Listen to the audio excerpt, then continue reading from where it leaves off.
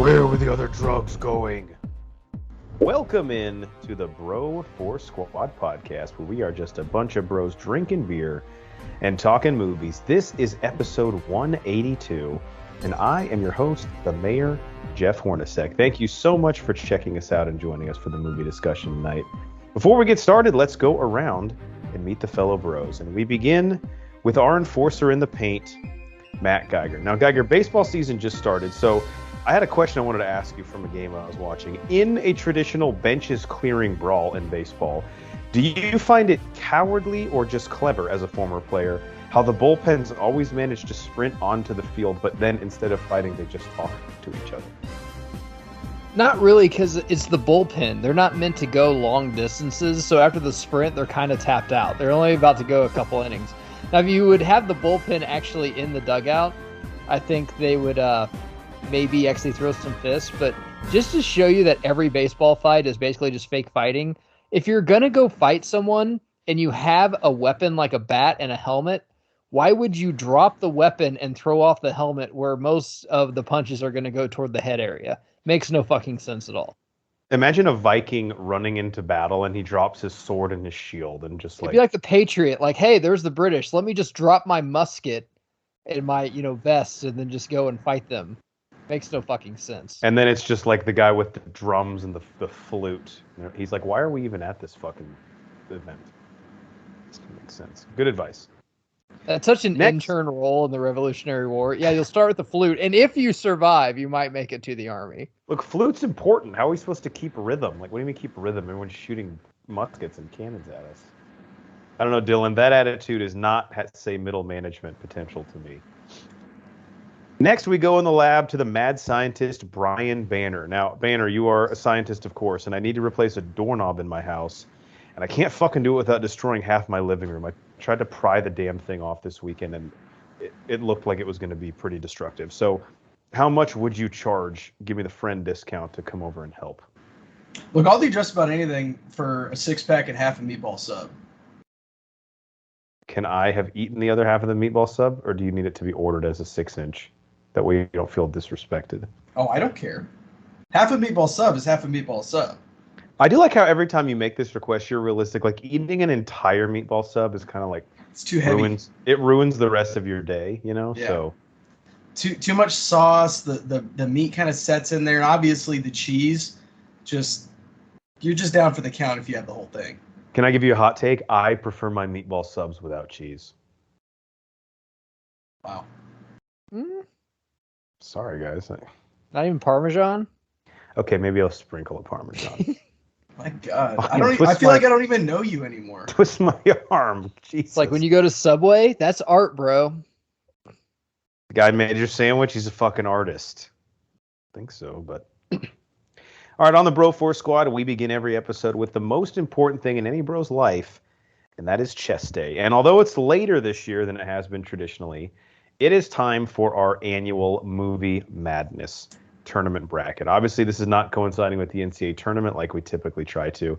Honestly, one of you guys, correct me if I'm wrong, we literally just fucking forgot to do it, right? And then we remembered, like... 100% we just forgot to do it. I actually think... I want to say we were watching the Final Four, and one of us texted the group, was like, did we do a tournament this year? What if it was just the State of the Union and like the press secretary is like, yeah, we were going to do that, but we just kind of forgot about it. Yeah, I'm going to level with you guys, right? You're not stupid. We just didn't remember to do it. So now we know. Forgot. I had a lot of shit. That was the week that I had the kids. My wife was out of town. Fucking pampered chef retreat. Tax season. I don't know. A lot of stuff. It's not a lot going on. There was a full moon one of those nights. I drank way too much. Basically what this is we come up with a theme and we curate a tournament. It can be anywhere from 8 competitors. We've even done 64, which I think we really regretted our first year on the pod. Never again. We had 5 subscribers and 64 teams. It made no sense. Yeah, that and ratio. 4 of them were us, and the other one was, I think, Henrik. I don't know. Actually, I meant to tell you guys, it took me about a year to subscribe to the show. I wasn't really sold on what we were doing, Wasn't quite bought in. So previous iterations of this tournament, feel free to look these up on our YouTube channel. The first year we did Comic Movie Madness, which was the 64-team tournament. Then we did Star Wars. I don't know if this is in the correct order, but Star Wars Movie Madness, where we put all, at the time there were, I believe, 8 Star Wars movies that we put in a bracket. Then we did Animated Female Characters Movie Madness. And then I believe last year, Brian, correct me if I'm wrong, we did Worst Sequels Ever. Yeah, that sounds right. Okay.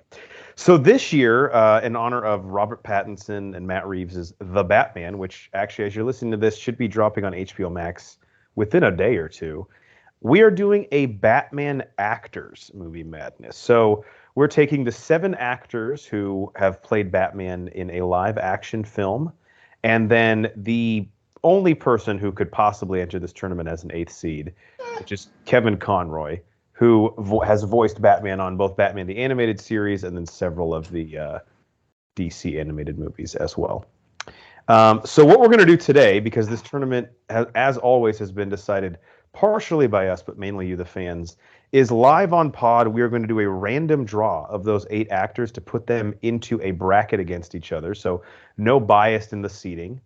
And then, Brian, if you have the bracket pulled up, would you like to reveal, when we are judging 2 of these matchups tonight, which are the 3 criteria with which we will be determining who will advance to the round of 4? Well, of course. You want me to talk about it now?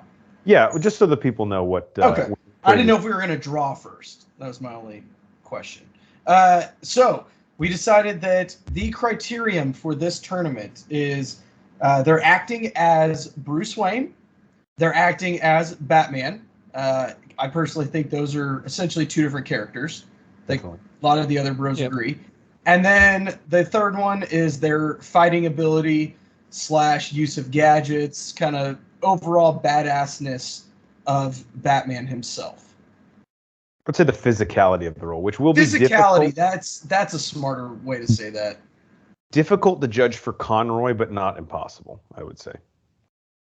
No, not impossible at all. Voice actors are, I mean, it's something we don't get into much in the pod, but it is an art for sure. 100%. Very difficult. I've seen bad voice acting, and it's bad. I mean, look at Bradley Cooper in Guardians. Very Case true. in point. Fantastic job. And point. All right, are we ready to randomly draw the matchups? And then, Brian and Matt, do we want to just score the first 2 or pick like the 2 that we least think the fans would enjoy participating in and score those? Because it's our show. It's our show. We can basically do whatever the fuck we want. I was going to say, am I an asshole for just saying I want to judge that one? Even though the fans would probably enjoy it as well? Which one? Oh, I don't know the matchups yet. So then why did you say that? No, like, I want to pick like, after the matchups are chosen. Sure. I pick the one that I want to do. Oh, yeah, we can do that. We're in charge. The fans at home are helpless. All right, here we go. Brian, can you type these out in the bracket as I read them, or should I? That's a lot of responsibility, but I think I can do it. All right, I can manage it. Our first name randomly drawn is Adam West. So Adam West is first up, and he will be facing off against... Wow, can I unfold this? Wow, Robert Pattinson. So the oldest iteration of Batman against the newest. It's kind of cool. I'll do the matchup. I'll type them out. Well, was Adam West Bruce Wayne? Yeah. I just thought he was always Batman. Okay. Well, in the Batman movie, he goes on a date with Miss Kitka, who's actually okay. All right. I recently watched the film. Not proud of it. And he tries to get her to suck his dick as a means of ending Russian-U.S. tensions. I mean, who hasn't done that? Yeah. Right. Russia's still, we're still tricks. And maybe if Miss Kitka would put out. Our next matchup features Val Kilmer. Oh, this is a great one. Against George Clooney. God, that's a good one. That is really Joel. That's an 8-9 matchup if I've ever seen one. Just like a coin. Yeah, anything can fucking happen, you know? The Joel Schumacher, may he rest in peace, tournament. Our third matchup, we have Kevin Conroy, who, if you're at home saying, well, he didn't voice him in a movie, he did. Not only Mask of the Phantasm, which was a theatrical release, if you want to get really specific, but several... very good movie. Several DCAU films as well. Kevin Conroy will face off against Christian Bale. And that would leave in our last matchup Ben Affleck. This is going to be a hell of a matchup. Ben Affleck against Michael Keaton. Wow. Damn. All right, Banner, looking at these matchups. West versus Pattinson, Kilmer Clooney, Conroy Bale, and Affleck Keaton. Which one do you want to score for us first? Man. I kind of want to do Val Clooney. Okay. Do you want to pick the second one yet, or let's do that one and see how we feel? Let's do this one and see how we feel. Okay. So there are 9 points total to be divvied up among the three bros. Again, acting as Bruce, we will each pick who we think was the best. Acting as Batman, and then their fight scenes / physicality. Now, Geiger, why don't we go to you first? Val Kilmer versus George Clooney. Who do you think was the better Bruce Wayne in Batman Forever and Batman and Robin, respectively? I mean, I think Clooney was the better Bruce Wayne. You got to take apart the whole kitty thing, but they basically kind of played themselves in this. And I mean, Clooney's got the Playboy thing down. When you're like 40 or 50 and Playboy, I mean, dude, that is Clooney. And Clooney as Batman was maybe the problem, but Clooney as Bruce Wayne was definitely not the problem in that movie. Yeah, I think most people do agree with that as well. All right, so Geiger votes Clooney. He's up 1-0. Banner, how about you? Who's the better Bruce Wayne? I hate Clooney, by the way, just in general. I don't like him. I don't get it. With that being said, he is a much better Bruce Wayne than Val Kilmer was. Matt, you hit the nail on the head. He has that Playboy rich guy swag down to a T. So this point, unfortunately, has to go to Clooney. Banner says Clooney is the better Bruce. I will make it a clean sweep here, so Clooney's up 3-0. I think case in point, the scene where Poison Ivy, and again, they're all poorly written, but the scene where Poison Ivy comes to the Gotham Observatory to like kind of freak out at Bruce and just be like sort of a bitch because he's like not letting plants rule the world. He actually acts pretty well in that scene, like handling her personality as like this billionaire playboy who's also being asked like, why haven't you married your supermodel girlfriend? And that was like really the only extended scene as Bruce that I enjoyed. And the problem I have with Kilmer as Bruce is all of his scenes with like Dr. Chase Meridian. I just felt like he was really hamming it up with when he was talking about like his childhood trauma. Just didn't. Yeah, Right. I 3-0 Clooney. All right, who's the better Batman? Again, these are two of the worst iterations of the character, I think, just universally. Banner, we'll go to you first. Clooney or Kilmer? Who's the better with the cowl on? I'm gonna go Val. Clooney was a really, really, really, really bad as Batman, and I know a lot of that was the writing and his direction, but it was embarrassingly bad. Basically being told that he was in a fucking toy commercial. You don't. It was awful. It was awful. And part of it may have been his back and forth with Robin and his bad. And then how he presented himself to Schwarzenegger. Just, I don't know. Just really fucking bad. Yeah. All right. 1 point for Val Kilmer as Batman. If you want my extended opinion on it, check out our first ever movie commentary. I think so. It was close. It's either that or D2. It was that one. Yeah. I think it was that one. We've also done Cycling and I did a retrospective on the movie. Like we're obsessed with this movie. We've talked about it more than like anything else on the pod. All right, Clooney's up. Well, he's down 3-1 total, but he's up 1-0 in the better Batman. There's Kilmer, excuse me, in the Batman category. Geiger, what say you? Who's the better Batman? I'll go with Val Kilmer. And just to echo Banner, we relayed this to sports and March Madness. It's all about coaching and writing, directing, tone. It plays a big role. I mean, both of these men are phenomenal actors, but you put it in there. I mean, Batman is in tone a darker, well, Adam West, but when it's good, it's like a darker kind of concept, and not that Schumacher went dark with Batman Forever, but it is more realistic and not as third grade as Batman and Robin. And I'll have to say, man, Val Kilmer wasn't. I love that movie. It's a guilty pleasure. I will go back and watch that movie. I don't know what it is, but maybe it's because I remember going to the theaters and seeing it and getting all the collector's cups at McDonald's. But fuck yeah, watching it, it's not bad. Like, you can't not have fun watching it. Like we said, it's a fun movie. It's not a good movie. Batman and Robin's a bad fucking movie. It is long and it is terrible. This movie is not bad, in my opinion. It is long.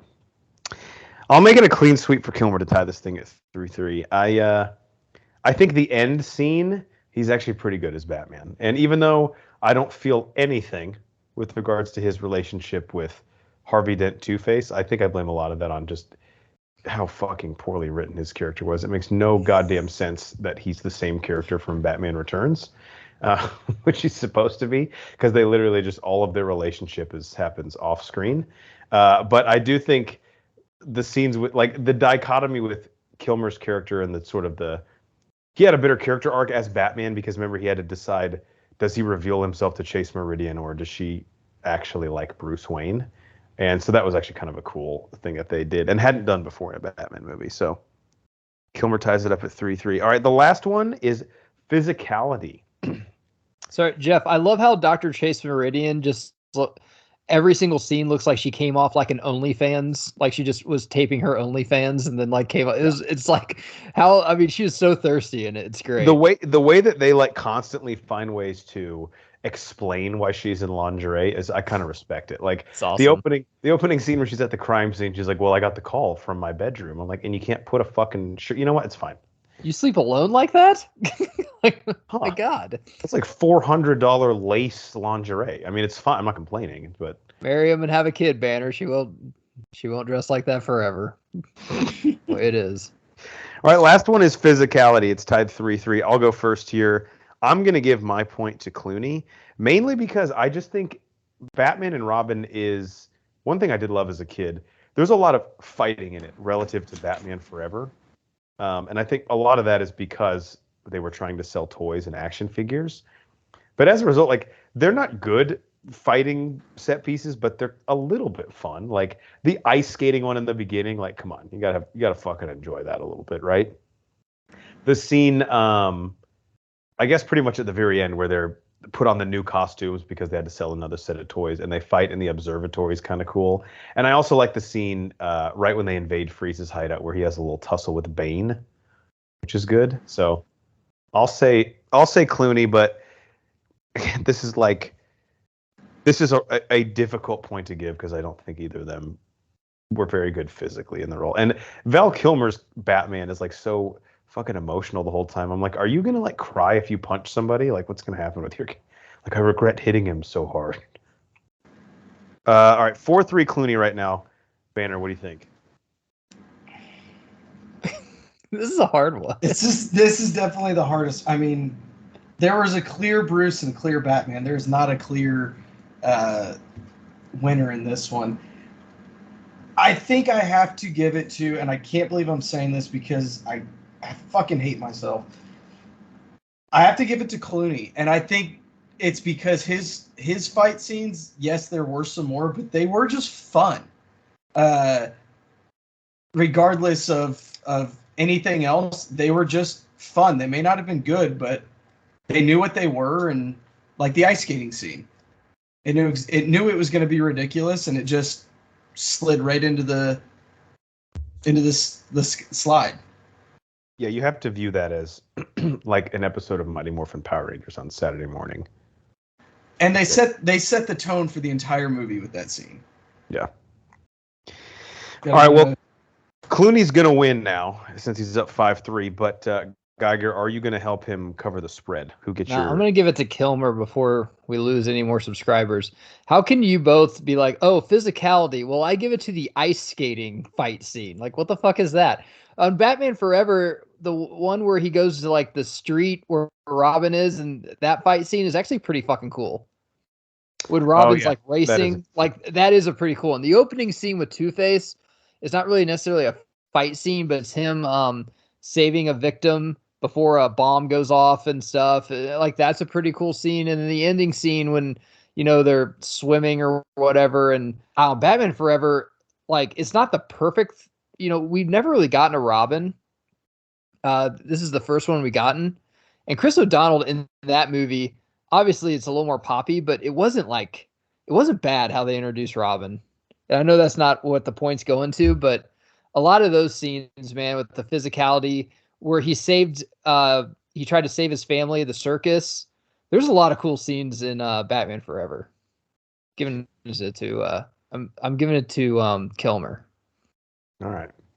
Well, he'll cover the spread. I think it was plus 1.5. So that's a big point. Some people, as Brent Musburg would say, and some people in the desert The boys in the desert. You're looking live at the Broforce Squad. All right, 5-4. George Clooney defeats Val Kilmer. He will move on to the final four, awaiting his competitor or his matchup, which will be the winner of Robert Pattinson and Adam West. God. So, all right, Banner, which other one do you want to score here? I don't care. Geiger, which one do you want? I'll do Affleck and Keaton. All right, let's do it. Okay. All right, Ben Affleck and Michael Keaton in the second matchup of the night. Again, the other two we'll put up on our Twitter this week for you to score. So follow us on Twitter at Bro4Squad. That'll be Adam West versus Robert Pattinson, Kevin Conroy versus Christian Bale. So let us begin. Batfleck versus the OG Michael Keaton. Geiger, we will go to you first. Which of those two do you think was the better Bruce Wayne? God, I hate this because I'm not gonna exclude the Justice League. My Justice League canon is Snyder's. That'll count. But I'm gonna give it to Affleck, which I fucking hate because I love Keaton. Everyone listening knows I love the first Batman and Batman Returns. I'll rank them up there with any movie besides probably The Dark Knight. But in Batman vs Superman, I mean, it took me by surprise because I'm not an Affleck fan, but that grizzly Batman that doesn't give a fuck anymore and basically is like, dude, I will kill anybody. I've been through a lot of shit. And then how he just turns the Playboy thing on. He's not a Playboy anymore. He just turns it on when he's Bruce Wayne and turns it off like he's got a split personality. I thought he played that so well. Me and Jeff saw that in theaters in New York, and I was even like, damn, he captured a side of Bruce Wayne that is extremely dark, and it really fit the age of Bruce Wayne he was playing, and I thought he played it to perfection. People can say what they want about that movie, and some people really like it. I really liked it. Some people didn't. But I think everyone, if you kind of put the Affleck shit aside, can admit that he was a pretty damn good Bruce Wayne. Definitely. All right, Affleck up 1-0. He wins Geiger's Bruce Wayne point. Banner, how about you? I'm actually going to echo everything that you said, Matt. I think that Affleck gets help here. We talk about with the writing and everything.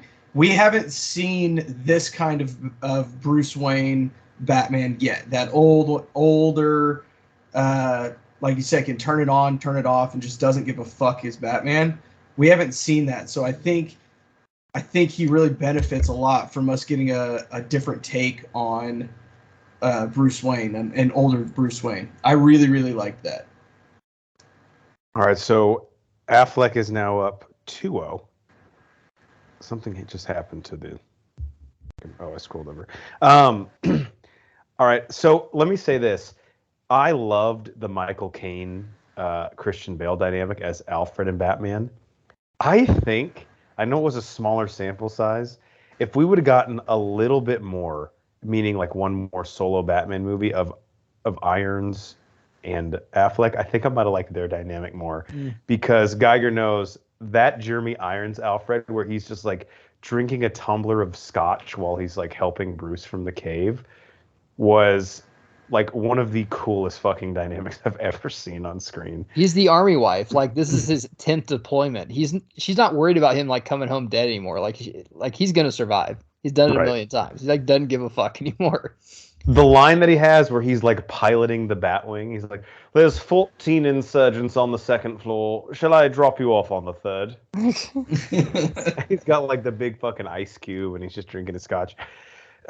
So I agree with everything Geiger said. I mean, the Bruce where he's basically like dead inside, but he knows that he has to put up this facade a few times as Bruce when necessary. And the line he has to Alfred in the cave is one of my favorite Bruce Wayne lines, where he's justifying why they need to kill Superman, and he says, "20 years in Gotham, Alfred. How many good guys did we know? How many are still that way? Or how many good guys left? How many stayed that way?" Basically, like, everyone we know is going to end up fucking us over, so we might as well kill this guy before he's expecting it. Now, having said all that, in my opinion, Michael Keaton is the best Bruce Wayne we've ever had. And he just had this casual, and again, he's playing him at a different point in his life, at least in the 1989 Batman. But he had this casual, like, very relaxed, like, unassuming personality to him, and almost played him kind of like, not like an idiot, but he did a really good job of being portraying that he's like sort of clueless to where people would never suspect he's Batman. And to me, as a kid, I just gravitated to that totally. I'm like, dude, this is so badass how he's like the dude who could kick the shit out of anyone in the room, but he's kind of acting like he doesn't even know how like a fork and knife work. And again, that just really made me fall in love with Batman even more because I'd only seen him in a cartoon. So I got to go Keaton here. 2-1. I think as far as Bruce Wayne goes in this tournament, it's 1-2 Affleck Keaton, in my opinion. Yeah, I probably wouldn't disagree with that.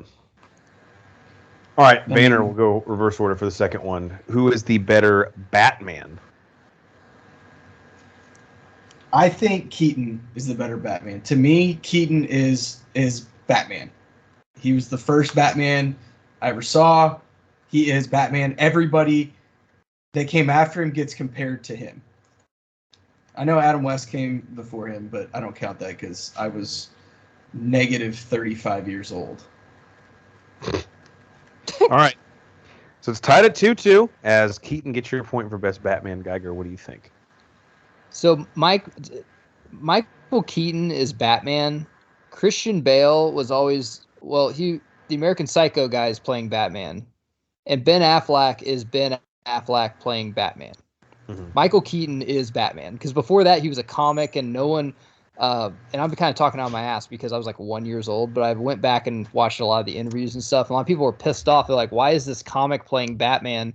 Is it some Adam West, like, stupid thing? Right. And they didn't know he could, be a serious actor. Now, of course, we know he's like an Oscar-winning actor.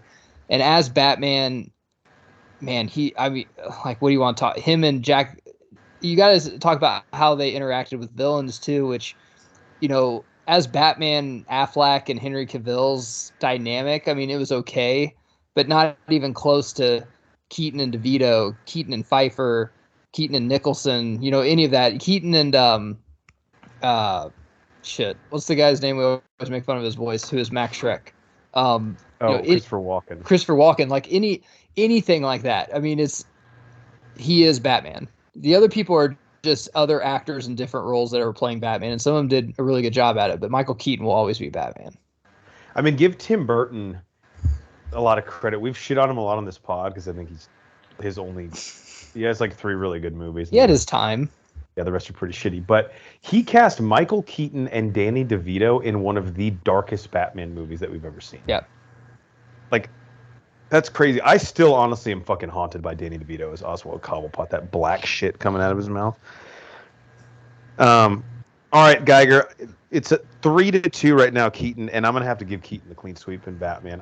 You can call it nostalgia for me, or you can call it just maybe misremembering things because of how influenced I was at the time. But when he grabs, I can't remember the name of the Joker's like number 1 henchman in the opening scene and says, "I'm Batman." I actually think that's my first memory of a movie in my life. Like, that was so fucking cool. Nostalgia counts as something, though. If we're ranking the best African-American baseball players, I mean, like, are you going to put Ken Griffey over Jackie Robinson? That counts for something. It really does. Being first counts for something. And I just think Keaton, I just fell in love with him in that role, man. And he fucking crushed it. And I'm watching the show Dope Sick with him right now. And every time he comes up, I say to my wife, I'm like, That's my Batman. She's like, he's been in 14 scenes this episode. Can you stop saying it? Like, I understand he played Batman. I'm like, well, it's my Batman. Sorry. All right, 4-2. Keaton is up. But, guys, do not change that channel. Not so fast, my friends. Because we have Physicality coming up. And I'll start it off. There is not a Batman in this tournament that could beat Ben Affleck's Batman in Physicality. I mean, Geiger, do you have a boner right now thinking about that warehouse scene when he just breaks the dude's neck and doesn't even fucking flinch? For sure. That scene is fucking incredible, and for all the things people say about the Zack Snyder fans, like the psychos, watch that scene, and you'll be like, okay, I kind of get the obsession with this guy, in terms of Zack Snyder as a director, because that set piece is so incredibly well shot. Like, you can see every bone that he snaps perfectly. He's super fucking violent. It's just, I think it's the greatest Batman fight scene we've ever had, to be honest. So I have to go Affleck here as the better physical Batman. So that makes the score 4-3 in favor of Keaton. Banner, what do you think? Who's the better physical Batman? I am going to tie this ball game up and go Affleck. Another big thing is the use of his gadgets. Mm-hmm. That's a big part of this to me. I think the only person that could beat Affleck in that subcategory is the animated Batman, and that's just because it's animated, so they got to do something different. But he is the most brutal Batman that we have. Again, just doesn't give two fucks about anything. And he's got that cool Superman killing suit at the end, right? The little Iron Man suit. Yes. His compound, the Batcave, is fucking awesome, I think. Real chic, kind of on that lake. So I'm going Ben Affleck. And if you go, like, Keaton's Batman, especially in Batman Returns, he kind of gets fucking dunked on by the Penguin. Like that scene where he can't even control the Batmobile and like a few other things. It's like, dude, he's like the parent who like calls their college-age son to be like, hey, how do I get the internets on the laptop? It's like you're getting kind of owned right now. All right, so it's all tied up here. It's 4-4. Geiger. It's only fitting that Geiger breaks the tie. I think we got to take a little bit of the time frame and accountability as well. Like, you're talking about 1989 versus like 2016. Obviously, we've come a long way, especially like video games where you can, pick up a hooker and bomb a fucking city. I'm going to go Keaton, and this is why, and I'll fucking defend it. First off, Affleck's Batman is extremely brawler style, but that's not what Batman is. If you go back and watch Batman and Batman Returns, Michael Keaton does a lot of type of karate type moves. Now, his villains don't really require him to be as brutal, but talking about any of the Batman toys, with the Joker, he had the Batwing up in the sky because he had to basically go over there and see what the Joker was poisoning the people with. With the Penguin, who was underwater, he had, like, whatever that's called, the bat thing underwater. He used the Batmobile extremely well. Superman just basically fucking destroyed the Batmobile. And Penguin did kind of fuck with it a little bit, but he did figure that out. But I still think if you go back for the time frame, dude, no one bitched about Batman and Superman other than being a bad movie. There was fucking parents petitioning against Batman Returns to take it out of McDonald's, and this is not suitable for kids because it was so fucking violent for the time it's being. Now, it's acceptable violent movies, but back then it wasn't. So I would say if any Batman ever pushed the envelope, I would urge you to go to YouTube and look back at Batman Returns reviews where parents are walking out of the theater because this is too dark and too violent for their kids, which is the only Batman movie that has fucking happened with. So I'm going to give it to Keaton, man, just for the time frame and everything like that. Obviously, Affleck's is brutal, but I don't know, Pattinson's is just as brutal too. I mean, that's just kind of the way we're doing. Keaton was brutal before brutal was fucking cool. Like, he was basically being the Dark Batman before anyone was even asking for it. And if I'm a kid in 1992 and parents are like saying, don't go see Batman Returns, it's too violent. I mean, how much worse does that make you want to go see it? That's like telling me don't Terminator push that was button. out. Yeah, it's like Jesus. My excitement level went from like a 6 to like a 12. My parents don't want me to see it. Well, we're getting tickets tonight. I didn't know that. And I can't, for the pod's credibility, I can't let our fans look at like, dude, Affleck beat Keaton in like a Batman tournament. Like, come on. Yeah. All right. Michael Keaton advances. We had two 5-4 matchups. Very interesting. So Michael Keaton will await your vote at home in the matchup between Christian Bale and Kevin Conroy. And then above them in the bracket, George Clooney will face the winner of Robert Pattinson and Adam West as voted on by you at home. We'll probably post each of these polls to last for 48 hours, and just straight up, whoever gets the most votes advances to the. How easy of a road does Pattinson have? Oh yeah, that's true. We got to be Adam West and Clooney. It's yeah. I mean, he can probably rest some of his starters, but then Matt, it becomes rest versus rust. You know. Yeah, that's true. He reaches the final. I don't know. It's. I want to say it's March. It's not. But so March is crazy. Maybe April's not. April's just straight chalk. It's a chalk month. All right. Anything else you guys want to say about the bracket before we move on? We can't do best Batman villains because it just basically be Heath and everyone else. Yeah, we'd have to give him a bye like to the championship game, basically. I actually considered doing that, but yeah, that was my exact thought. Like, I'm not going to vote against Heath in any fucking category. It'd be cool to talk like about Pfeiffer and DeVito. I mean, there's a lot of cool villains, but come on. Good idea. I'm not going to act like we'll do it next year since we did Batman this year, but definitely down the road, that's something I would consider. All right, the second part of our show is our protein shake, where we go around and talk about what is in our cup, also known as what have we watched lately. I got a light one here, guys. It's been a little bit busy, even though we haven't potted in a while. I got three things, so how about we just go round robin, and then whenever we run out, whoever's left can just empty out what they got. Banner, why don't we start with you? What have you seen lately? All right. Let's see. Let me pull up the notes here. So I have basically I've just been watching DC animated universe movies, just back to back to back to back. I think there's on HBO Max. I'm guessing. All on HBO Max. So I did Justice League Flashpoint Paradox, Justice League War, Teen Titans: The Judas Contract, Wonder Woman Bloodlines, Son of Batman, Justice League Throne of Atlantis, Batman vs. Robin, Batman Bad Blood, Justice League vs. Teen Titans. Jesus. Yeah, and Death of Superman. And I'm about halfway through Reign of Superman right now. So I'm not going to talk about each one of those individually. I'm just going to highlight. I've seen about a third, maybe like 40% of those. Oh, shit. Justice League Dark as well. I watched that. I didn't have that on my list. The original one? We did a review of that. Yes, we did do a review of that. That's right. And it holds up today, man. It was great. Have you seen Justice League Dark Apocalypse War? That's actually what prompted me to go through and start watching all of these. Because I think that's the best DC animated. My second favorite is Flashpoint Paradox. Have you watched Son of Batman recently? It's been a while. It is fucking incredible. We reviewed that on the pod also, like way back when. Way back when. That was like early days. Yeah, that was like Talia is so hot in that movie. Who is? Oh yeah, she is. Talia al Ghul. Oh god, yeah. The outfits the League of Shadows puts her in are not too conservative. Let me put it that way. So if you're gonna be the only woman here, you're gonna have to show some cleavage. I don't know what else to tell you.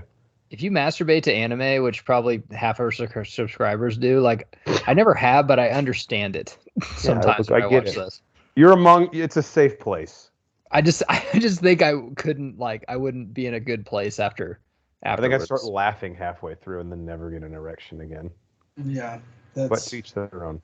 All right, so Banner, I know you want to kind of talk about these as a whole. Overall thoughts, because I think the DC animated universe after Justice League Unlimited ended, which was kind of the Bruce Timm version of the universe, it got a lot darker, right? Yes, it got a lot darker. One thing I want to comment on is these are all either PG-13, R, or TVMA, which really, really helps them a lot because they can go a little bit more brutal. They can convey emotion a little bit better through cussing and things like that. A lot of blood, chopping people's heads off, shit like that. Not quite invincible gory, obviously. Right. But The Amazon show. yeah, but obviously, but it's still very, very good. Son of Batman, it's in my top 100. I won't lie to you. I've seen it Wow. before, but it holds up. Justice League Dark was absolutely incredible. Again, a second time, and I actually really liked Teen Titans: The Judas Contract. I don't think I've seen that one. It's worth a poke. Earlier, Matt, you said something. We haven't really got a great Robin. The Robin that they have throughout these movies is really good, really cool. Damian Wayne, and then they also have Dick Grayson, who's playing Nightwing in these series. One of the cool things about these movies is they actually have a lot of Damian Wayne in them. Well, they also have Jason Todd in Under the Red Hood, technically. Yeah. Oh yeah. Is Damian Wayne in that? Is he the Robin, like who serves in the film, or is it mainly just Jason and Dick? I can't remember. Dick Grayson's in Nightwing's in that for a little bit, I think. I haven't seen that forever. I don't think there's another Robin. They just go back to show like flashbacks, Jason Todd as Robin, but I don't think there's another Robin in there. Damian Wayne has a pretty big role in Apocalypse War. Ooh, cool. I'm excited to get to that. Like I said, I decided, you know what? I'm going to brush up on the ones I have seen, watch the ones I haven't seen before I get to... I still understand why Robin's so terrible in Hollywood, dude. They could do so much. They could do like a 5-picture series just with all 3 different Robins. Yeah, it's such a cool concept, and like to me the Dick Grayson character gets more interesting as his arc continues. Like, you know, when he becomes Nightwing, that's like one of my favorite comic characters, and it sucks that Nightwing movie that was in development a few years ago is like, I don't know, just fucking in development hell or totally off the tip. Yeah, I don't think so either. But I think I will say this to Banner's point, the animated movies have done an awesome job of getting Robin right. Yeah. Damian Wayne is a certified badass in all those films. Just a little 13-year-old assassin chopping people's fucking heads off. It's great. Yeah. If you take his candy. All right, anything else, Banner? Or you want to move on to Geiger? Let's go to Geiger. All right, Geiger, what do you got? What have you seen lately? I watched this Saturday night when I put my kid to bed on Vice. And I thought this was a comedy. It's actually in my top 100, but I realize now it's a horror movie, and that is Office Space. In college, I'm like, man, this is really funny. Now that you actually work in an office, you're like, oh my God, like this is my fucking life almost.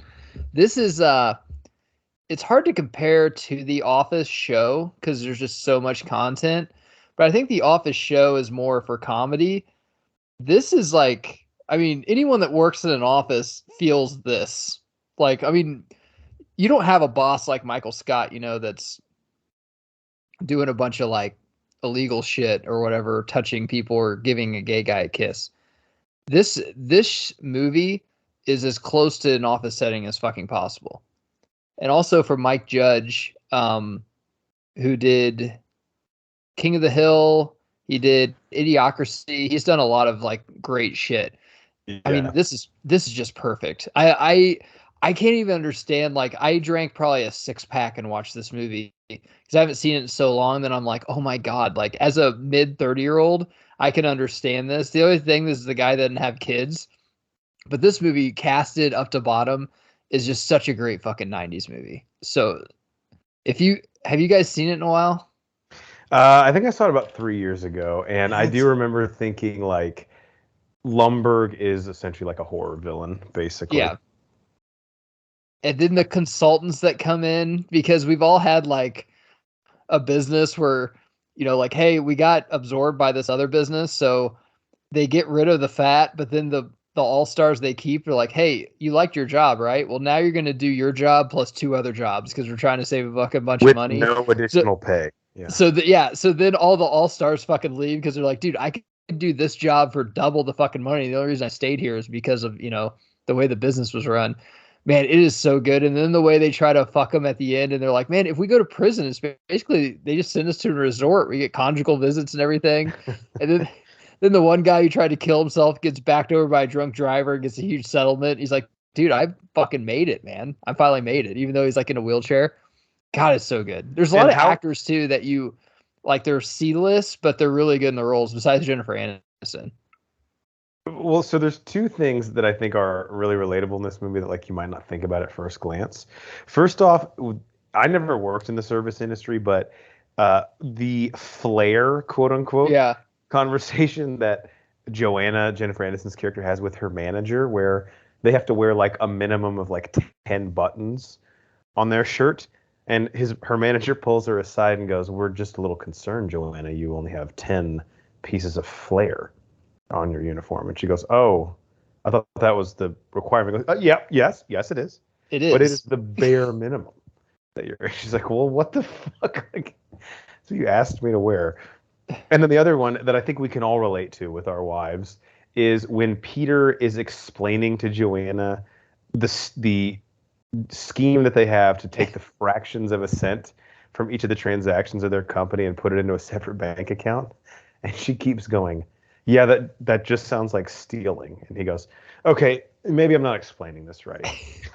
The TPS reports always gets me because in a corporate setting, like you can't ever just say like, "Listen, yeah, I messed up, but I caught it before, so it really doesn't matter." Because people are like, "Yeah, well, we're doing that." I was like, "Okay, you basically didn't listen to anything I said. And you're basically just giving me the corporate answer that you rehearsed while you're walking up to my cubicle." It's such a the way this world is run is just, it's sad. The whole corporation thing where there's sometimes in my office, I will set for 20 minutes to write a 2-minute email just so I make sure it's like touchy enough that no one gets offended, or because there's sometimes I told my wife once, I'm like, I looked at this email for half an hour. I'm like, I don't know how to answer this without saying this is the stupidest fucking question I've ever been asked. Yeah. I just had to wonder how to fucking even answer this email back. And it hit home. It made me feel good about myself that other people are living the same life. Nate Thurmond and I have had a great talk about like the corporate speak you can put in emails to show you're pissed off without actually saying it. Like, yes, if you already said something in a previous email, he loves to Per my last email. Like, fucking read. Oh my god.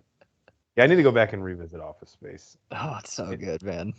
If it hasn't already, I'm sure it will appear in someone's top 100 on the pod. Let me actually see where I have it without spoiling this for everyone.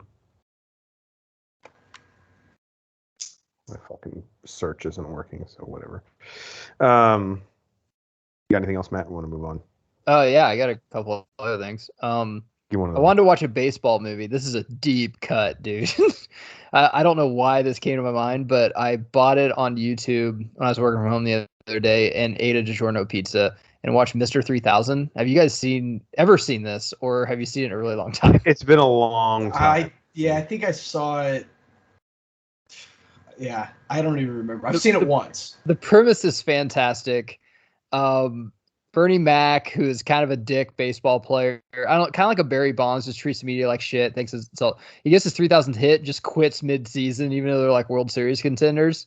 And then MLB realized they made a mistake. There was a rain delay, and there was a double hitter, and like one of the games got canceled, and they counted all the hits twice. So then, after he's been retired 10 years, because now he won't get in the Hall of Fame because he doesn't have 3,000 hits. He's got like 2,997. So he has to go back and get 3 hits, and he's old, and it's pretty fucking good. It's not kiddie. It's not Disney at all. Like, I mean, they say like suck my dick and a bunch of stuff. It's not rated R, but it's definitely a hard PG-13. But dude, I enjoyed it. It was pretty good. The baseball in it, besides Bernie Mac trying to swing a bat, but actually that's believable because he's old and he's just, trying to get a hit. He kind of, I think he only gets like, he's like 2 for 52 at one point, Jeff, but they had to play him because he's trying to get his 3,000. He's probably selling tickets, Yeah, he's selling tickets too. But all the other actors they had, I mean, it was believable, the baseball scenes, and I thoroughly enjoyed it. It was a good movie. And at the end, he didn't get his 3,000th hit. He sacrificed bunt, so they get 3rd place in their division because that was their goal. So it was good, though. I laughed. It was fun. It was definitely, I thought of Banner the whole time I watched this. I was like, Banner would like this movie. It's just it's definitely his speed, for sure. Angela Bassett is in it. Angela Bassett's in it, yeah. The guy Brian Joseph White. I'm trying to find out what else. The guy, I think he was big in Sex and the City. was like, Oh yeah, their I owner. just see him on the cast list. Yeah, Chris Noth. Good flick though. The last thing I'll say is not only what I've watched, but what I haven't is, I given up on Winning Time. I can't fucking do it.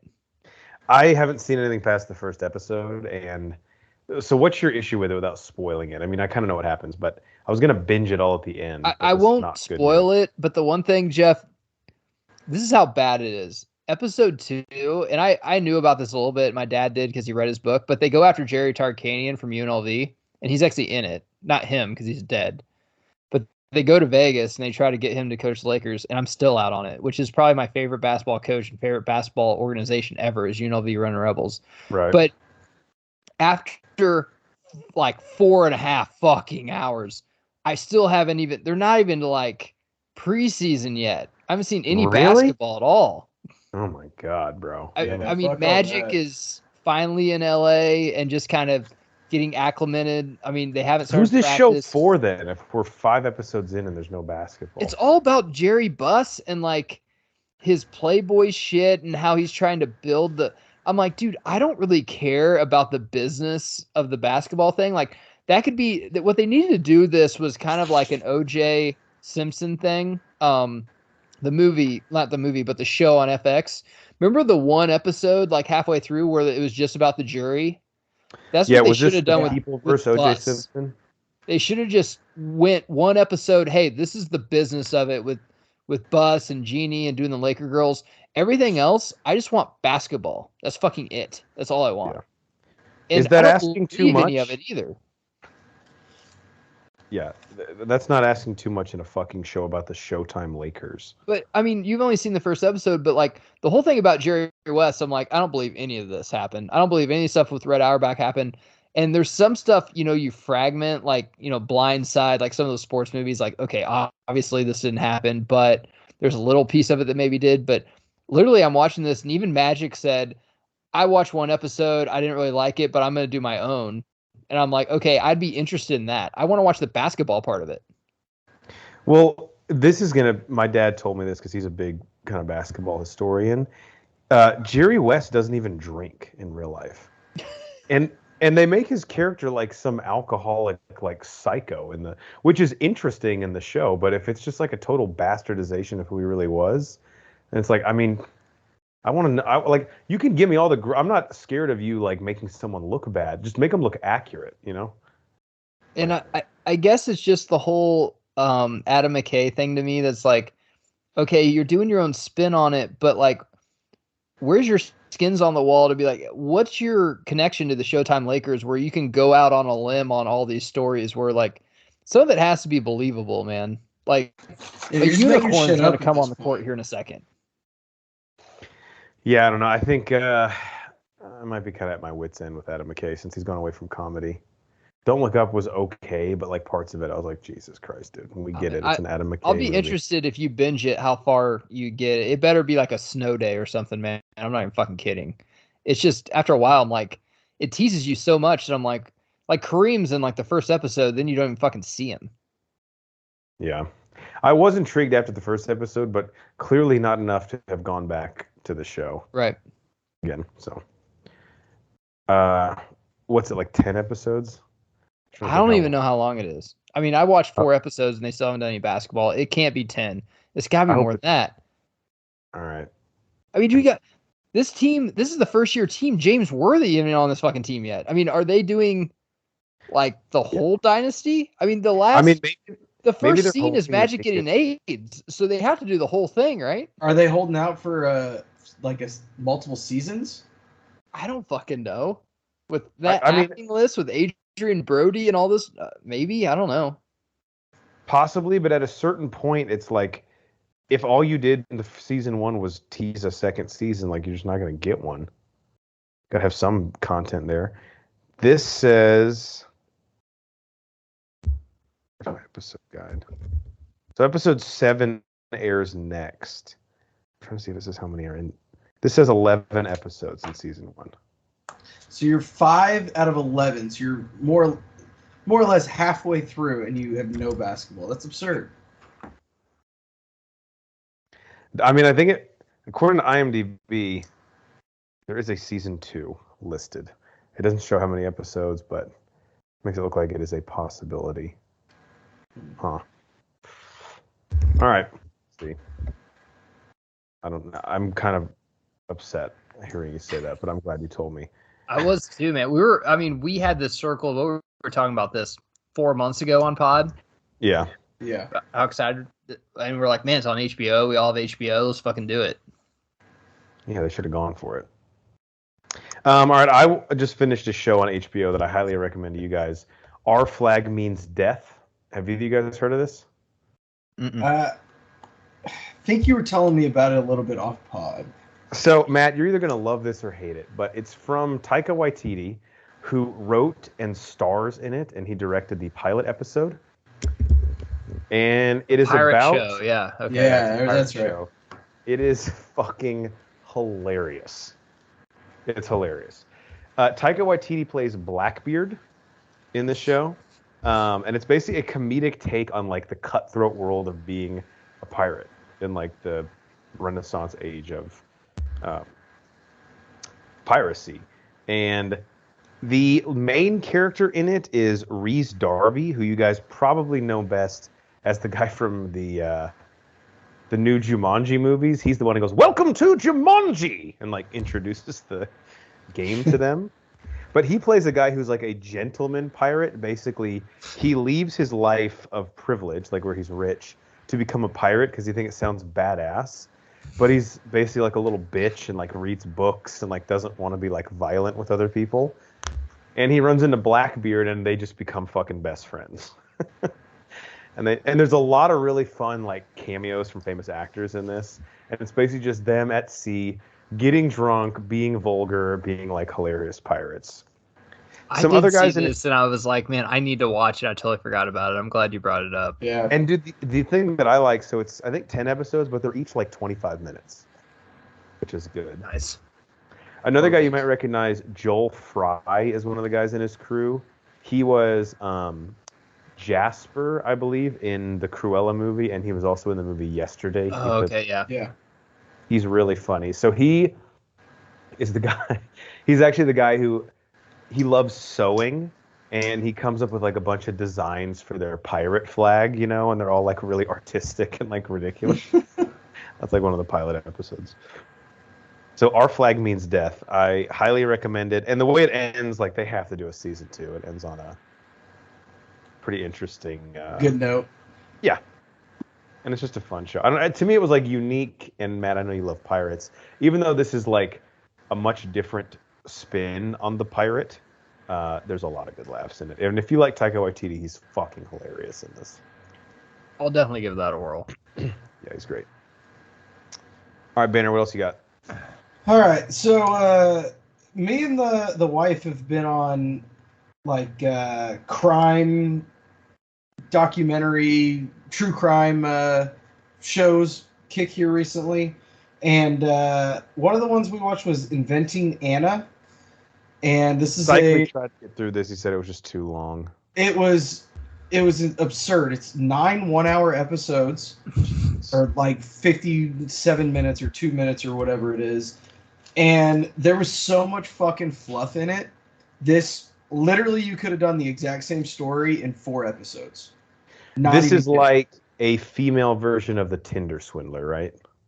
Yes, more or less. Yes, which I've got like 30 minutes of Tinder Swindler left that we'll finish when we get off pod here.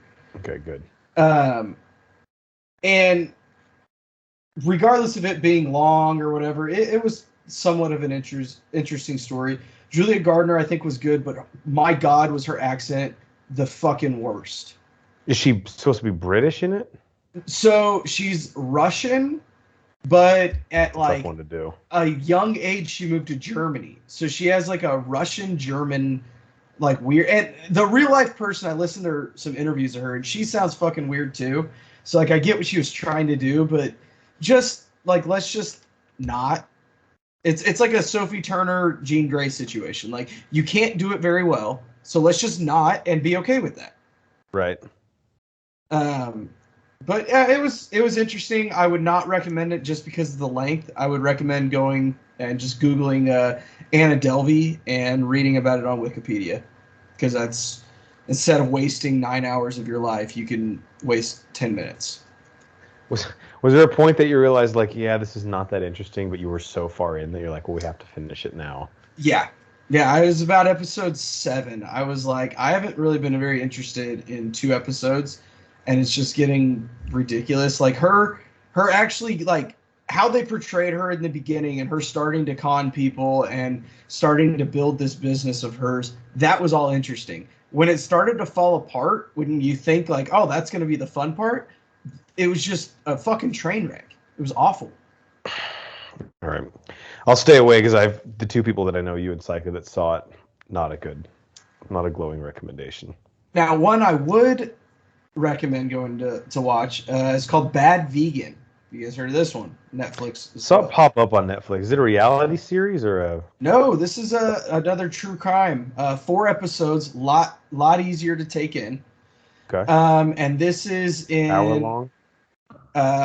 Yeah, like 40 minutes each. Okay. They're not too bad.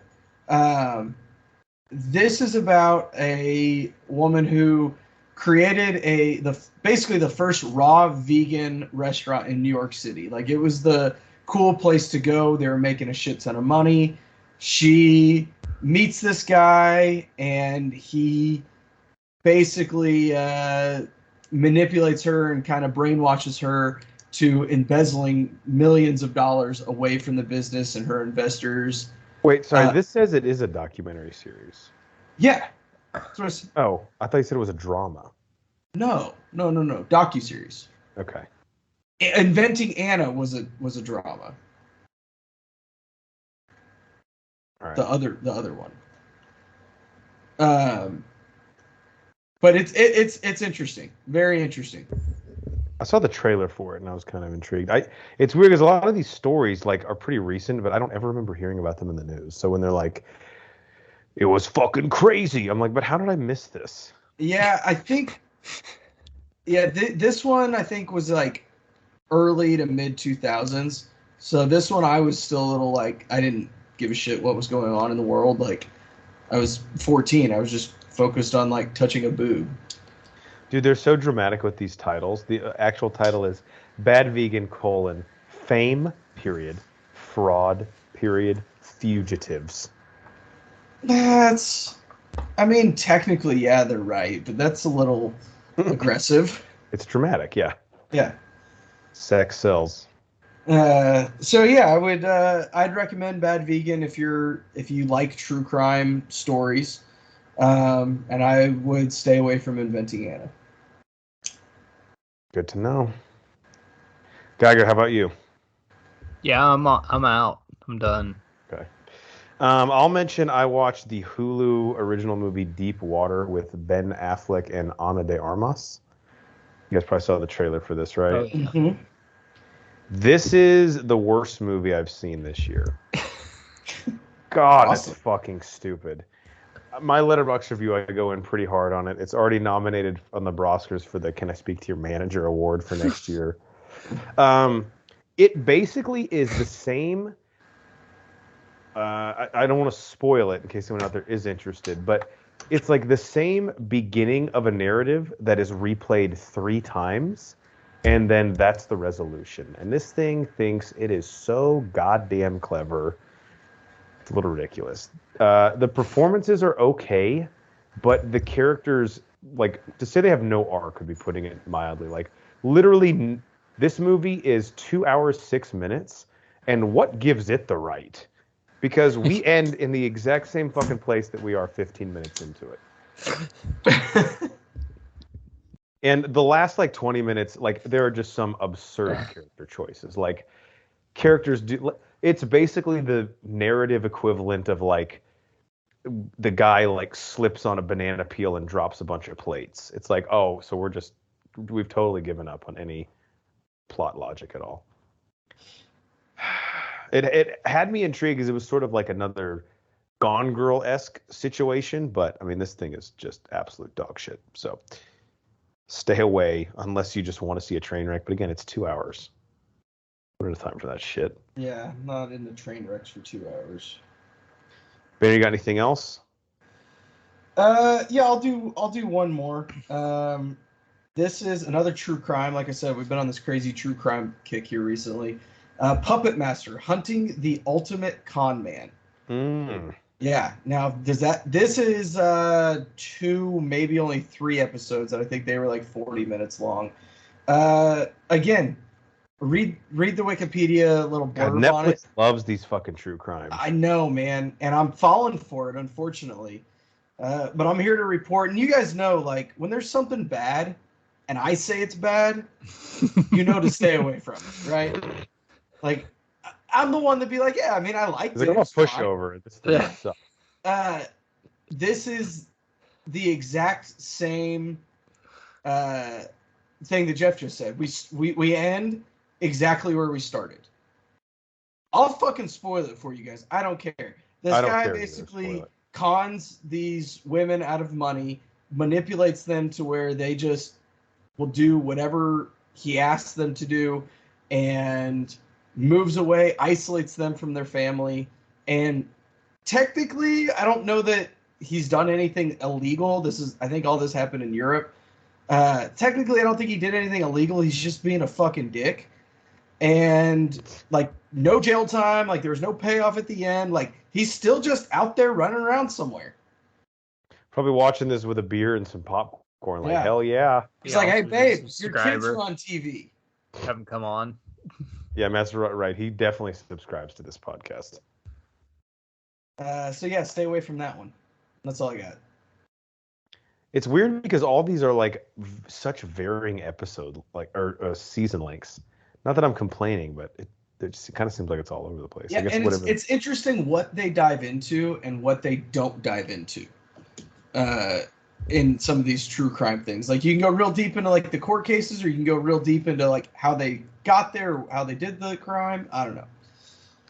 One thing Matt always brings up, and I do like this about true crime, is sometimes the most interesting part is what you find on your internet rabbit hole after you watch the documentary, you know? But again, you can't give the show credit for that. All right, I have one last thing, sort of. So you guys know I'm running through rewatching the Mighty Morphin Power Rangers. Yes. I'm really just waiting to get to the Green Ranger debut, which is like towards the end of season 1. And Cyclone and I talked about doing a commentary on like the 4-part episode. So if any of you guys want to jump on for that, I think it'd be pretty awesome. It's actually pretty good storytelling. It's not awful. It's not awful. Yeah, the tough thing, though, Matt, is fucking making it there because I'm a completist. So I am watching the whole season up till that point. And my last episode was...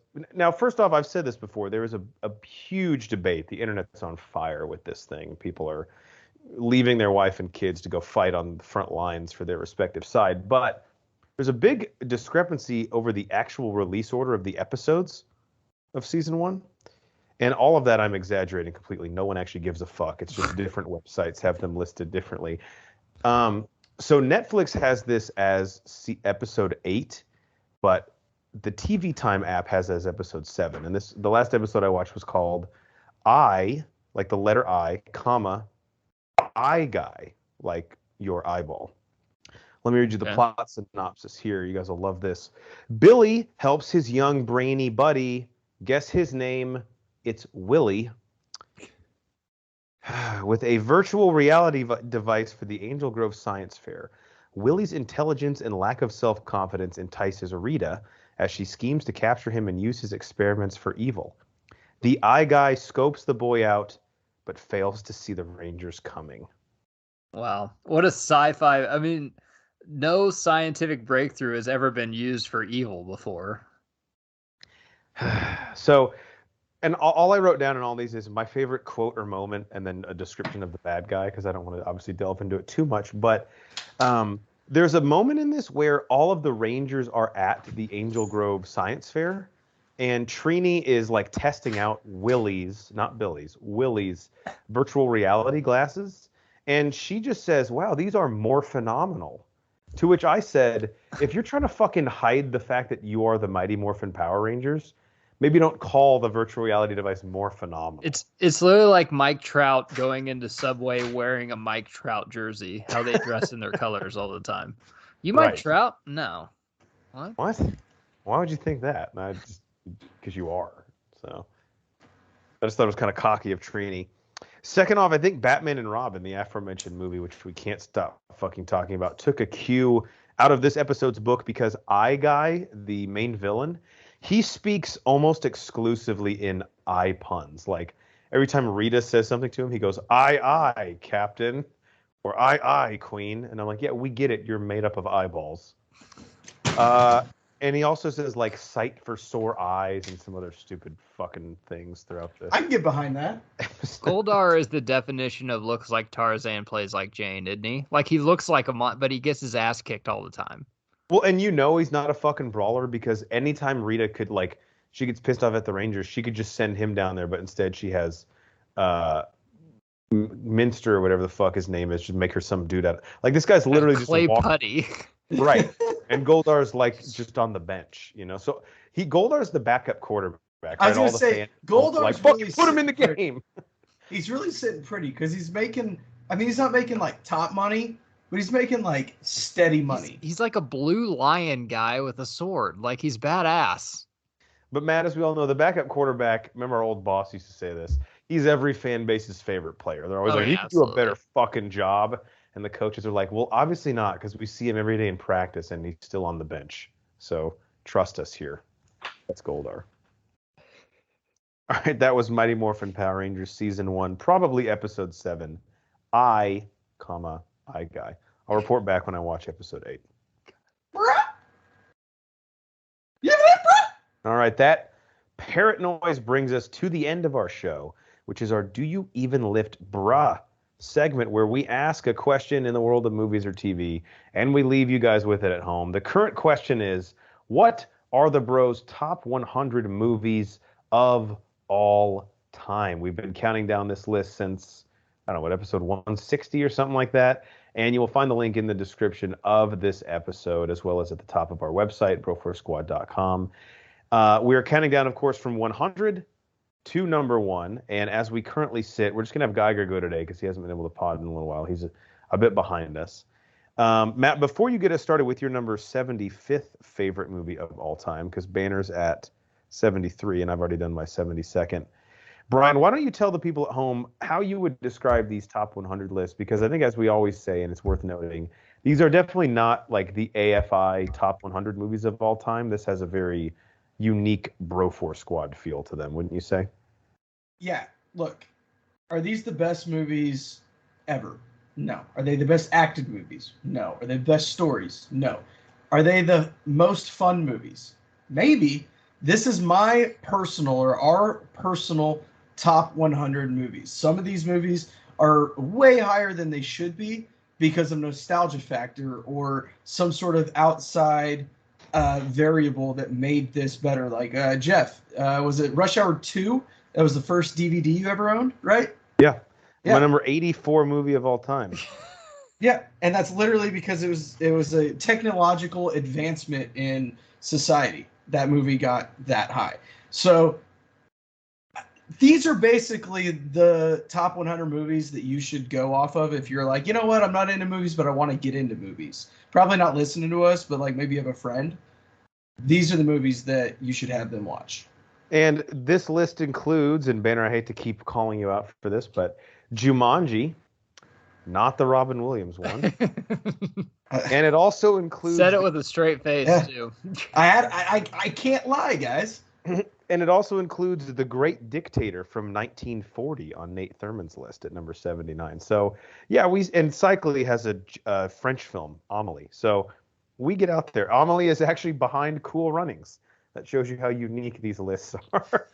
Where else can you find that shit, folks? Only on the Bro4 Squad. So leading that off, Matt, if you'd like, you could do 4 today. Such an ESPN first take debate. Like which movie's better? Off the Cool Runnings. All right, Geiger, your number 76 favorite movie of all time. I'm shocked it was this low, but that was Logan. Yes. We all love. So what is your number 75 favorite movie of all time? Coming in at number 75, this might be a shocker too. It's this high, but Reservoir Dogs. Oh yeah. Big Tarantino fan, and I would say of all the Tarantino films, this is the highest ranking one that I like on my list. I remember seeing this, I believe I was a junior in high school. Obviously, when this movie came out, I wasn't really old enough to go to Blockbuster and rent this, but I always thought a movie would have a beginning, middle, and end. Tarantino flipped that, and it was like the first time he smoked pot for the first time, or the first time he had sex. So I was like, so you could just go to the end, and then you're like, fuck, how'd they get there? And then they show it, and then they go to the end again. I like how all the names are like Mr. Blonde, Mr. Pink. No one wanted to know each other's name in case someone got caught. They couldn't rat him out to the police. And of course, with Tarantino, man, the dialogue, like, what do these people fucking talk about when they're just sitting around drinking coffee? And Steve Buscemi, how he gives the line where he doesn't tip. And then there's Mark Madsen, that fucking brutal scene where he cuts the guy's ear off, where he's like, no, I don't need any information. I'm just going to torture you a little bit. And this was one of the first times, and he's done it before, obviously Once Upon a Time in Hollywood, he did it, but where the radio station is basically a cast member and Super Sounds of the 70s where everyone's listening to it. Mm-hmm. It's just a fantastic film. It's not a Tarantino film that I relive a lot, just because I don't think it's as easy. No Tarantino film's an easy watch. That's not a good word for him, but I can go right in the middle of Pulp Fiction and just, I'm like, okay, I'll pick it up from here and go. Reservoir Dogs, I really have to watch start to finish for some reason, but just a perfect film. And, you know, for a great director and writer like Tarantino, this was one of the first ones I think that he came out with where people are like, dude, who is this guy? And he's like twisting the story around, and it really caught my attention as a young movie connoisseur. Confession, I've never seen Reservoir Dogs. Whoa. Yeah, so I'm glad you didn't spoil it for me, because... Double confession, neither have I. Wow. Damn. That's pretty crazy. Man, out of 500 movies, that's insane. Potential movies, yeah, I bet there's only a handful that only one person on the pod has seen. I bet. I mean, I know Cycly's seen it. Yeah, I'm pretty sure Thurman's seen it. Yeah, so it's. I mean, I've always been interested in it. You know, I love Tarantino. It just was like kind of in a blind spot for me, I guess. It came out before I really could appreciate Tarantino, and even though Pulp Fiction came out kind of around the same time, it's not one I've gone back to, but I've heard it's fucking insane, and I definitely need to check it out soon. You telling me that they flipped the story, and you're like, whoa, how did we get here? It's one of the first time. I mean, Pulp Fiction does that too, but this was his first movie, and it's the first time I've ever seen it done. Obviously, probably someone's did it before Tarantino, maybe, but it's the first time I ever seen it done. I was like, this is interesting. I'm like, it's weird, because some people would watch this like, this is too confusing. I'm like, man, I really gotta catch along. I liked it. It was fucking cool. I like that style movie, and in general, I don't mind spoilers because it's about the journey, not the ending to me. Yeah. So if you tell me what the ending is, it makes me more I don't want spoiled, so. No. I'm not saying that. I'm saying, like, by telling the story that way. I see what you're saying. Yeah. I love when people innovate and they're like, okay, the biggest question when you go into a movie, how's it end? And like, we'll tell you how it ends the first 10 minutes. The question is how we fucking got there. I'm like, that's fucking awesome. Okay, I'm in. And he basically created that framing device too. Like, it's been I think so, yeah. Like I said, someone might have done it before him. I wasn't aware of him. I was a 90s kid. Maybe someone in the 70s did it, and I can't think of it right now. But I think he perfected it. I think that's definitely not up for debate.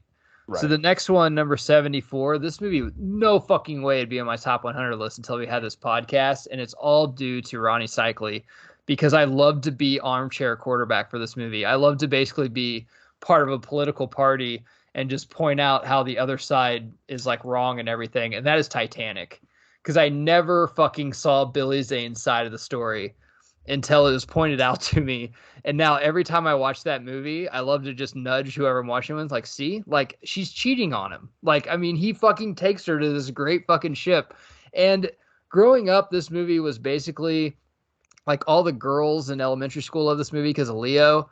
I didn't like Leo, and then he really proved himself to me as an actor. You know, throughout his career, you can name a million movies that he's done that. But going back and watching this, even though it's really long, I fucking really enjoy it. Anytime it's on TV, I will watch it. And the Billy Zane dynamic, where it's kind of like Star Wars once you get older and you realize that actually the Sith was right about everything, it makes you rewatch it again and you feel like you're watching a different movie because it's from a different point of view.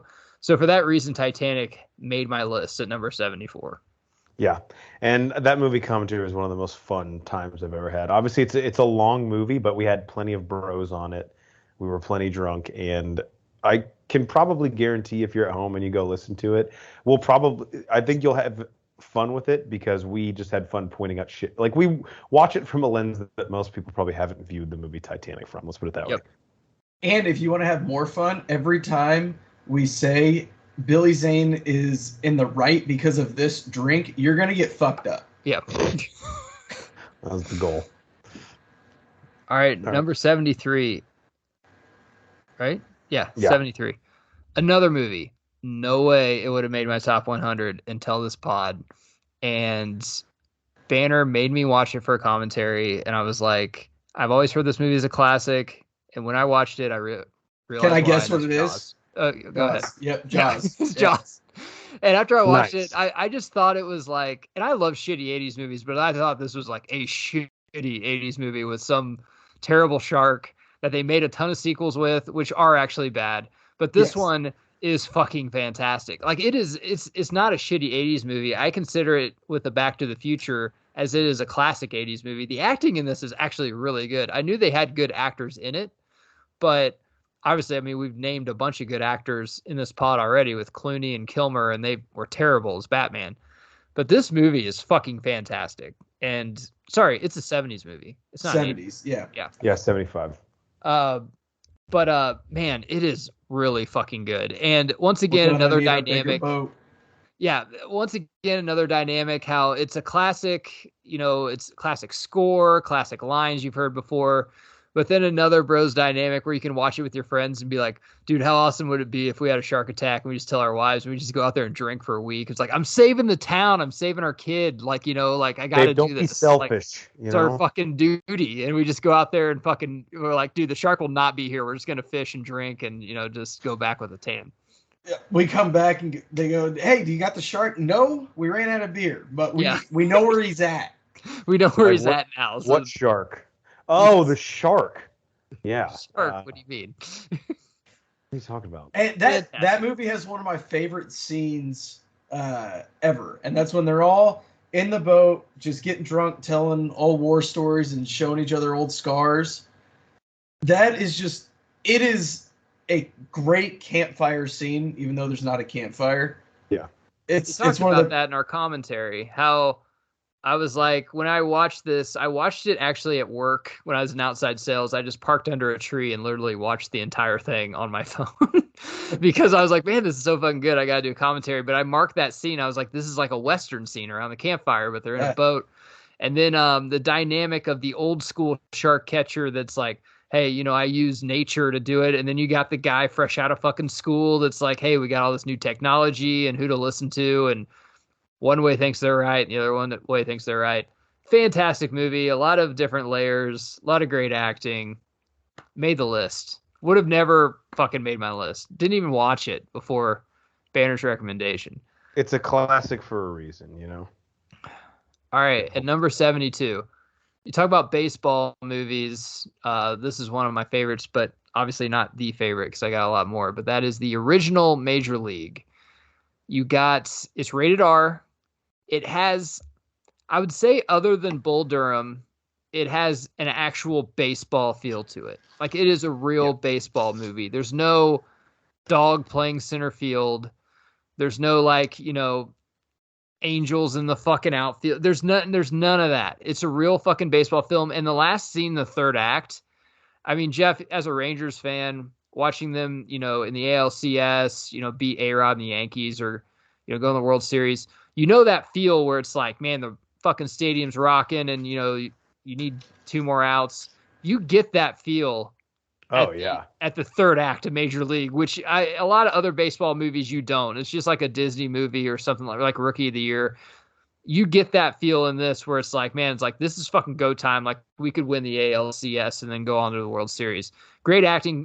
Corbin Burnson's fantastic. Charlie Sheen is fantastic. Wesley Snipes is fantastic. And man, it's a baseball movie. There's movies that have baseball in them, and there's baseball movies. I consider this and Bull Durham like an actual baseball film. And for that made my number 72. And we've all been Randy Quaid at the end, right? Just the fucking ups and downs. That's on Major League 2. Oh, that's right. He's not in the first one. Damn, I always forget that. Bob Uecker's in the first one, though, right? The announcer? He's in all three of them.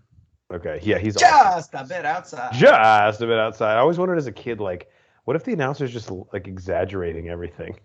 The ball, like, goes to the fucking backstop. And that's another time, too, where it feels like, my dad and a lot of people would listen, like baseball was on the radio. It lived on the radio. Mm-hmm. So like people would be the voice of the Rangers, the voice of the Cardinals, like Jack Buck or whoever. Yeah. So, I mean, Bob Uecker was the voice of the Brewers for a while. But it just has like the announcer in it. And I think they took that in a lot of other, like, John Candy was in Rookie of the Year, and you got the guy in Angels in the Outfield. The announcer was definitely part of the movie, but I mean, having actual Bob Uecker, who's in the Baseball Hall of Fame, I mean, makes that movie too. Yeah, he's great in it. You could argue in some of those movies, the announcers are like some of the best parts. Like John Candy in Rookie of the Year is incredible. Oh yeah, for sure. Absolute scene stealer. All right, that will conclude our countdown tonight of our top 100 movies. Before we leave the people at the end of episode 182, Banner, any advice for the listeners at home? Yeah, just pull over for emergency vehicles. Let them go. I have a very unfortunate story to tell this week, guys. Oh, no. Me and Baby Banner were going to get donuts and heard an emergency vehicle. Obviously, we got over, as did 99% of everybody else. But this fucking black Camry comes fucking whipping through the goddamn intersection in front of the ambulance. Was there an accident? Oh, I don't know. Doesn't matter. The emergency lights were on. You pull the fuck over. Someone's daughter in there, Jeff. Yeah, for real.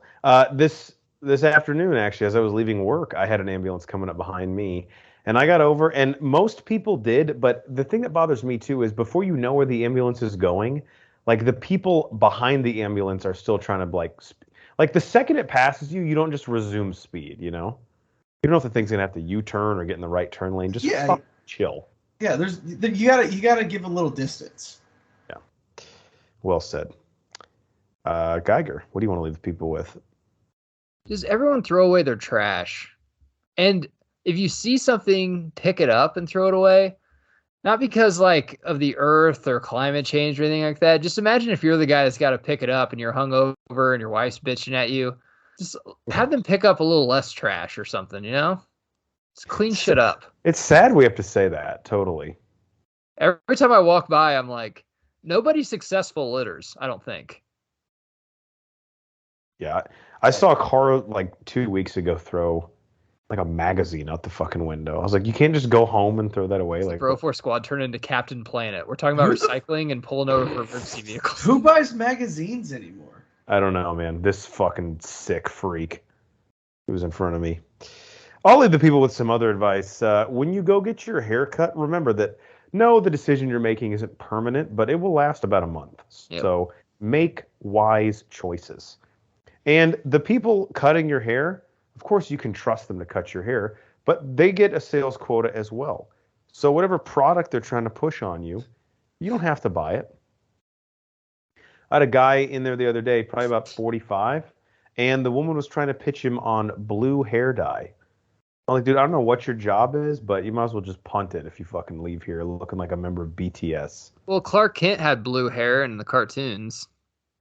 Maybe that's what this guy was going for. Yeah, Superman, this guy was not. Like a little bitch.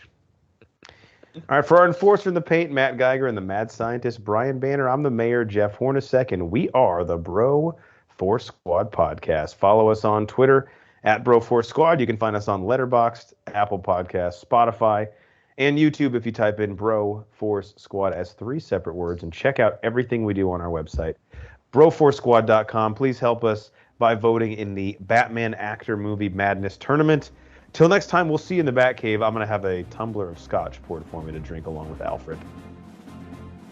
I trust you both. That is 7 and 7 tonight. Underrated, guys. They're Very good. fantastic. I haven't had that in a while. Is it still a 7 and 7 if it's not Seagram's? Because isn't that like the 7? I always thought it was 7-Up and Jack. But I use Sprite, so. Sprite or 7-Up.